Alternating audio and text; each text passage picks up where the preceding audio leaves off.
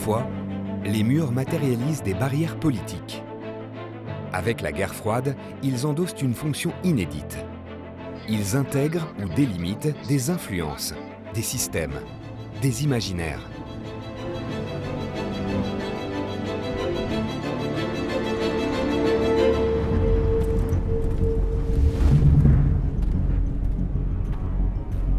From Stettin in the Baltic to Trieste in the Adriatic, an iron curtain has descended across the continent.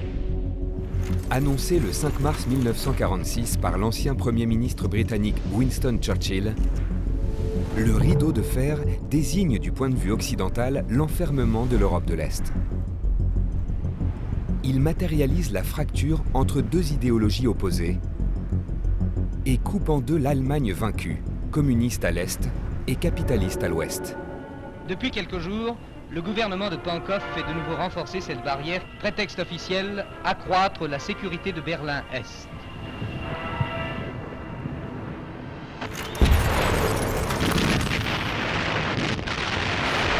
Parallèlement, en Asie, où le communisme se renforce, la guerre froide embrase la Corée. Dans les airs, les combats entre chasseurs à réaction américains et MiG soviétiques ont définitivement tourné au désavantage de ces derniers, handicapés par une vitesse sensiblement inférieure à celle de leurs adversaires. Après 3 ans de guerre, une zone démilitarisée finit par séparer la péninsule coréenne en deux États irréconciliables.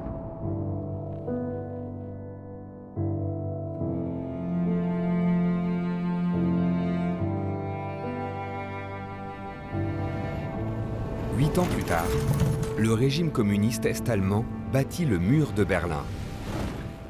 Il n'est ni le plus haut ni le plus long, mais il concentre et symbolise la division du monde, en jugulant la fuite des Allemands de l'Est vers l'Ouest. Le mur meurtrier a fait une nouvelle victime, un jeune homme qui a tenté de le franchir et fut abattu. Et par-dessus cette barrière tragique, des êtres qui se cherchent, le cœur serré. Un régime qui est obligé d'emmurer sa population s'expose à être condamné par l'histoire. Pendant presque 30 ans, comme en Corée, les familles sont séparées.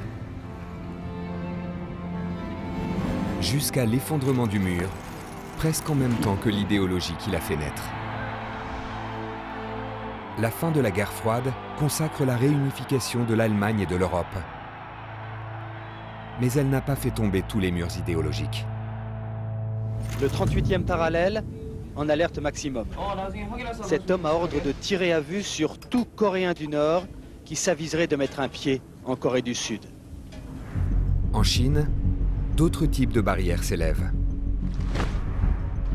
Avec sa cybermuraille, appelée aussi Grand Firewall de Chine, pas totalement hermétique, le gouvernement chinois contrôle par le biais d'Internet la pénétration des idées occidentales sur son territoire. Le gouvernement emploie 30 000 policiers de l'Internet. Ils sont chargés de surveiller ses utilisateurs et de censurer les informations qui font peur au pouvoir. Physiques ou virtuels, les murs idéologiques mettent au pas la pensée.